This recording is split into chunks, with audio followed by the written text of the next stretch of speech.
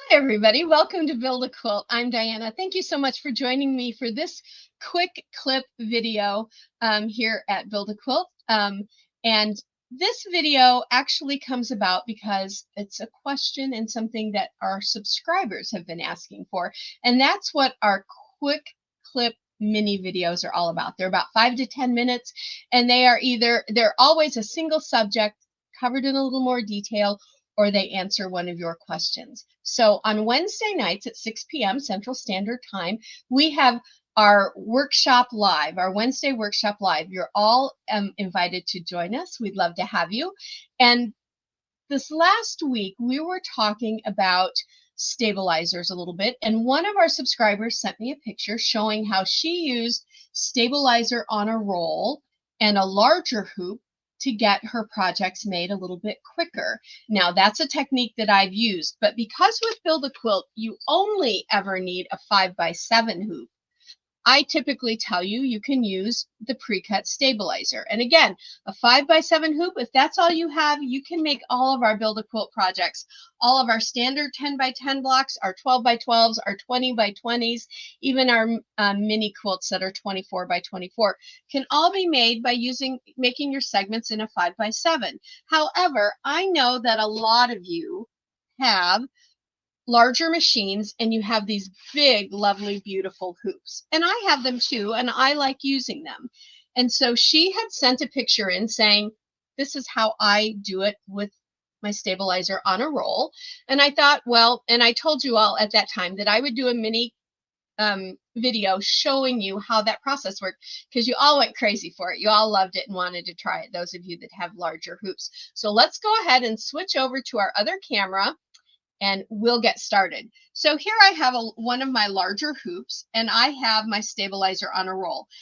You're going to always use a wash away stabilizer, the kind that you use when you do freestanding lace, those kinds of projects, because in the end, it is going to wash out of your quilt so that you only have your top quilt fabric, your batting, and your backing fabric, just like you do with any other quilting technique. And you can see this was made in the hoop, and you can see that's what it looks like after I washed the stabilizer out. You can't tell that that was created in any other technique.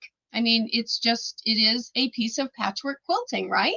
So when you want to use your bigger hoops, get yourself a stabilizer on a roll that is either big enough from side to side this way or big enough this way for your hoop. If you're going to do it so that you're putting it like this, then this is the part of your hoop that is attached to the arm of your machine. Have it so that your hoop will roll out over that arm. Keep the roll itself to the inner part of the machine, close to the body of the machine. Now, if you're going to use a roll and you need to put it this way, like I do, then just take your hoop apart and then lay it with the roll down here at the bottom. So this might like sit in your lap, or you could even let it sit on the floor. You might even have a roller attached to your table or something where this will just hang and roll off of it. That would be great. I always like to leave a little bit on the outside of my hoop all the way around, so that when I put my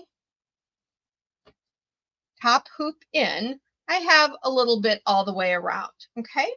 And so now I can tighten this down, put this in my machine. Do not cut this. The idea is to leave this attached, and you'll see why in a minute. But with this larger hoop, I can move my patterns around so that I can fill my hoop with as many segment pieces as possible. And that's going to save me a little bit of time. I'm not going to have to be re-hooping with each segment piece or every 2 segment pieces like I might with the 5x7 hoop. And it's going to save me a little stabilizer. This is not as long as 2 pieces of wash away that are pre-cut, and pre-cuts aren't made to fit in these larger hoops, unfortunately. If they were, I would probably use them because I love them. But once all of this is done, your whole hooping is done, then take this out of your machine. Now, if you have a magnetic hoop, you can probably leave the bottom hoop attached to the machine. Remove your magnets and then just do this adjustment. But if you're using a traditional hoop, take this out of your machine, loosen up the screw at the bottom, lift out your top hoop, and then slide this and unroll your stabilizer so that all of your pieces, let me move this down so you can see a little better, all of your pieces that you've made are outside the hoop. You don't want them sitting like this where they're going to get smushed in the hoop in the next hooping.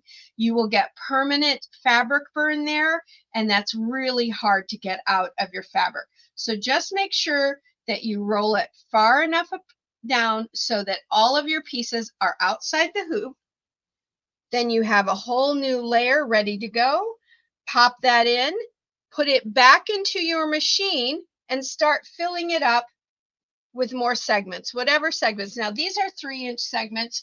You might be doing 4-inch or 5-inch or 2-inch. So that will indicate to you how many you can put in a hooping by moving your pattern around with your machine. The hooping that is all done down here, just roll it up if you want to and let it hang off the side of the machine. And when you're done with all of your segment pieces, then cut your stabilizer off. You'll have one great big piece of stabilizer. You can take it to your cutting table, and then you can go ahead and start cutting those out. So let's go back to our regular camera. That's how easy it is to use this technique. And like I said, I use it, but I've never shown it to you before because I always want to make sure that anyone and everyone that wants to do patchwork can, and they know that they can do it with a 5x7 hoop. But since a lot of you have these larger hoops, it's only fair that I show you those techniques as well.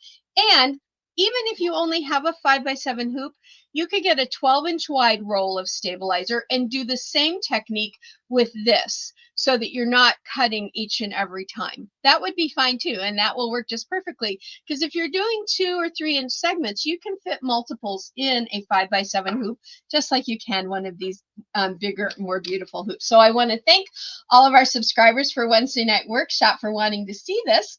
It was my pleasure to do this video for you. I'd like to invite you all, if you haven't already, to go ahead and subscribe to our channel. This channel has grown only because of all of you. And please like and share our videos. That tells us what you like to see, and it helps other people find our videos as well. I appreciate that so much, each and every one of you. Just truly, you mean the world to me. So if you would like to, go ahead and check out our website, www.mybuildaquilt.com, and that's where you can find all of our Build a Quilt patterns. We do have some free patterns over there, so if you're brand new to the technique, grab one of those and give it a try. You get full instructions, you get all of your digital files, just like you would with any of our purchase patterns. And also, if you need to contact me for any reason, you can do it at support@sewincommon.com. So again, you're invited to join us on Wednesday nights at 6 p.m. Central Standard Time for Wednesday Workshop Live. And until next time, everybody, I'm Diana here at Build a Quilt. Thank you so much for joining me, and quilt life beautiful.